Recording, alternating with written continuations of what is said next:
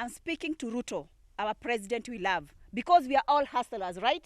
Yeah. And we are hustlers, we are in a hustler country. So me, I'm talking like a Kenyan on behalf of other Kenyans we have. We have one cry. We are all hustlers, and we don't have the money we are being called to pay. Who can pay 150 in one day?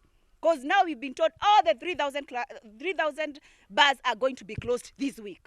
And they are being closed because we are being called for arrears. We're knowing very well we have a case in court. We respect the High Court in Kenya, and we respect the law. And we have not refused to pay, but we are going to pay under procedures of the court. Members, we are all hustlers. Are we in one language? Yes. So if our president would hear us, we know he can hear us. He can, because he's a hustler like us. That is if our governor is not hearing us. That's the cry we have, that we elected a president under Kenya Kwanza, a hustler. Very knowing very well we don't have money. And we have not refused to pay, but we are going to pay in the right way. That's all we have.